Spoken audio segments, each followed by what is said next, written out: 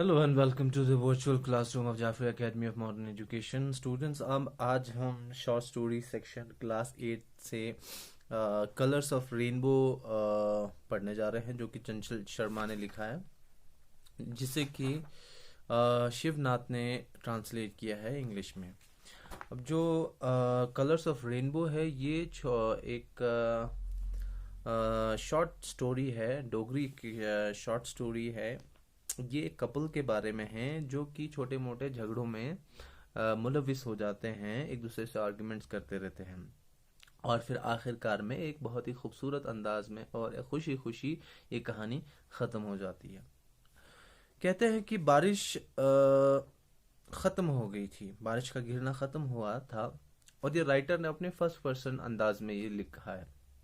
और राइटर कहता है कि मैं खिड़की की तरफ देख रहा था, खिड़की से बाहर की तरफ देख रहा था, और अचानक से खिड़की पे एक बारिश का कतरा गिर गया।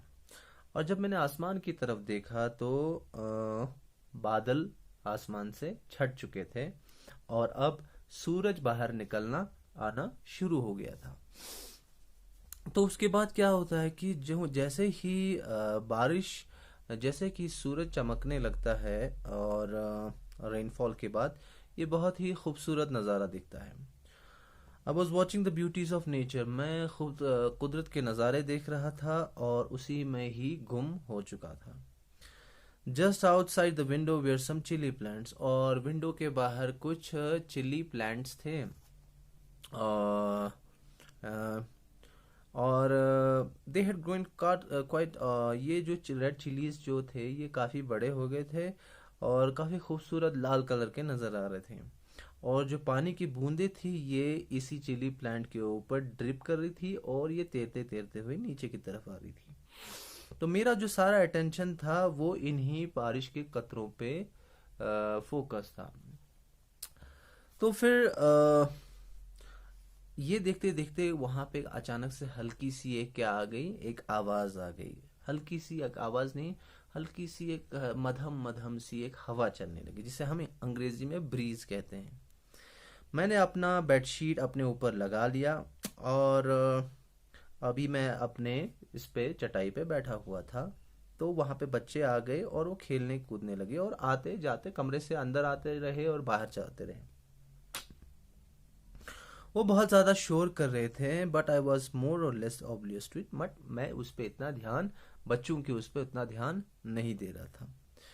अब जो ये चिली प्लांट्स थे ये हवा में झूम रहे थे इस ब्रीज की वजह से, और in and water drops were falling from them, और जो उनके ऊपर बारिश के कतरे थे वो इन हवा के झोंके की वजह से नीचे गिर रहे थे। Small patches of clouds were, और छोटे छोटे जो पैचेस हैं बादलों के, वो इधर से उधर आसमान में घूम रहे हैं। तो देखिए आपने, राइटर ने किस तरह से एक इमेजरी से आप लोगों को सिचुएशन को एक्सप्लेन करने की कोशिश की है। तो बादल क्या करते थे, समटाइम्स ये छोटे छोटे पैचेस जो ये बादल के हैं ये सूरज को ढक लेते थे, और कभी कभी सूरज बाहर आ जाता था। तो इतने में गुड्डी आ गई, उसकी बेटी आ गई। तो उन्होंने कहा, पापा जी वहां देखो गुड्डा गुड्डी का झूला।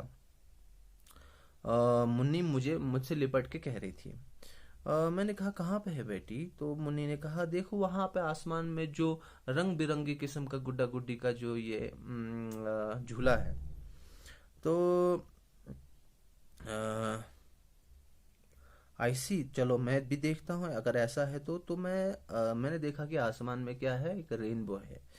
पापा जी आई टू वांट टू सिंग, तो मेरी बेटी ने क्या कहा कि मैं भी इस झूले पे झूलना चाहती हूँ। तो उसने कहा कि चलो हाँ तुम झूल सकती हो। I try to put her off, तो मैंने उसको अपने ऊपर से, अपने गोदी में से हटाने की कोशिश की। This doesn't help, why should I take something that is not mine, तो उसने कहा कि मैं ऐसा क्यों करूं, मैं इस पे क्यों चढ़ूं, जो मेरा है ही नहीं, तो मैं इस पे क्यों सवारी लूं। आई बिगन ड्रिंक, मैं सोचने लगा कि लड़की कितनी समझदार हो गई है इतनी छोटी सी उम्र में। मुन्नी छोटी छोटी चीजों के बारे में बातें करने लगी, मगर मेरा ध्यान उन चीजों पे नहीं गया। मैं अपने ही ख्यालों में खोया हुआ था। तो मुन्नी ने मुझे छोड़ दिया और अपने भाइयों और बहनों के साथ वो खेलने के लिए चली गई। मैं सोच रहा था कि मेरी दादी माँ भी बचपन में गुड्डा और गुड्डी की कहानी, जो ये गुड्डा और गुड्डी के झूले की कहानी मुझे सुनाती थी।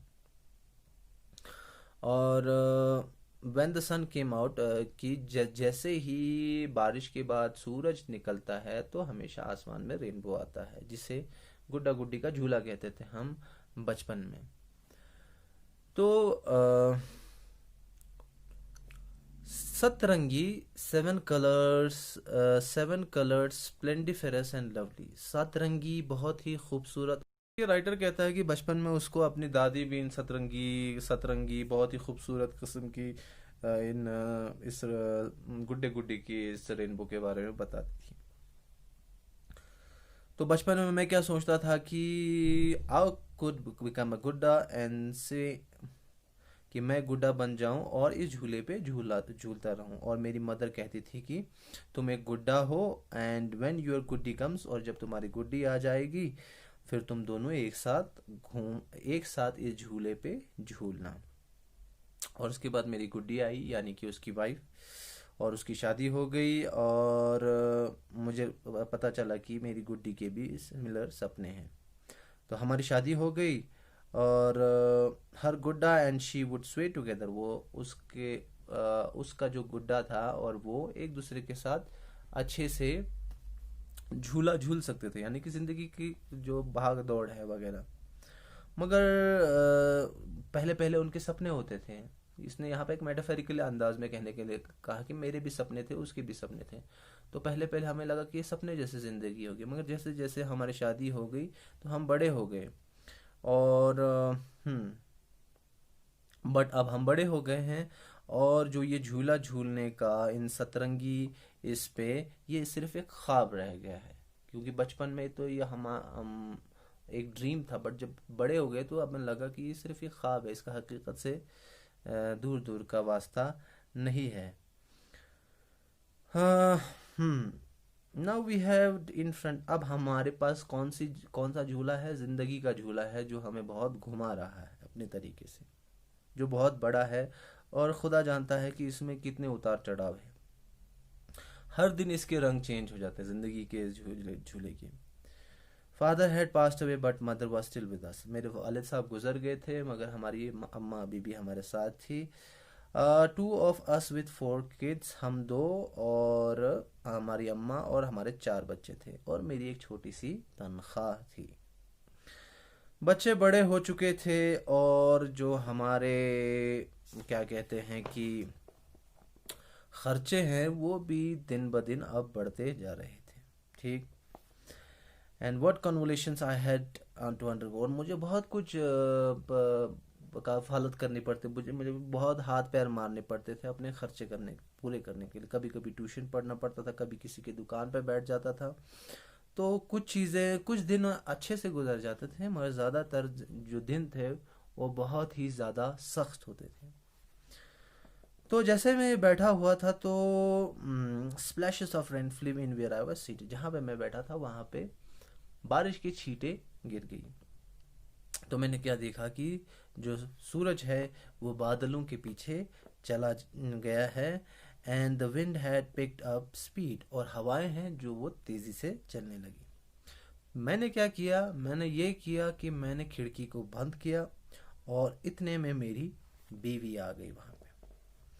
आई been shouting for you for so long, are you going to have tea or not, मैं तुम्हें इतने देर से आवाज दे रही हूँ, उसकी बीवी ने कहा, मगर तुम थोड़ा सा भी ध्यान मुझ पे नहीं दे रहे हो। क्या तुम्हें चाय पीना है या नहीं? मुझे लगता है कि तुम मुझसे तंग आ चुके हो, but I am no less fed up with you, मगर मैं तुम्हारे इन हरकत को देख के मैं भी तंग आने लगी हूँ तुमसे। What happiness have I got since I have come to this home, मुझे क्या खुशी मिली है जब से मैं तुम्हारे घर आई हूँ। I start working as soon I am got in early, मैं जैसे ही नींद से जाग जाती हूँ मुझे काम करना पड़ता है, और सबसे आखिर में मुझे सोना पड़ता है। See what has happened to my health, देखो मेरी सेहत का हाल क्या हो गया है। इस दाल के सूप पहन पहन खा खा के और बुद्धि प्रकाश खा के मेरा देखो क्या हाल हो गया है। मुझे गुस्से में, हाँ, मैं चुपचाप बैठा, उसे कुछ भी नहीं बोला और मैं परेशान हो गया कि मेरी बीवी किस किस्म की बातें कर रही है, और मैं तंग आ गया क्योंकि उस दिन मुझे मेरी बीवी के साथ उस दिन और झगड़ा हुआ था, और उसकी दोबारा इस शोर की वजह से मेरी जो ध्यान है, मेरा जो नज़र है, वो सतरंगी रेनबो से हट गया और मैंने चिल्लाया, मैं चाय नहीं पीऊंगा, इससे बेहतर है तुम अपने हाथ से मुझे जहर पिला दो। तुम कौन होती हो कि मुझे चाय पिलाने वाली, कि चाय पी लो। तो हम यहाँ पे रुकते हैं, नेक्स्ट लेक्चर में हम इसको कंटिन्यू करते हैं। Thank you very much.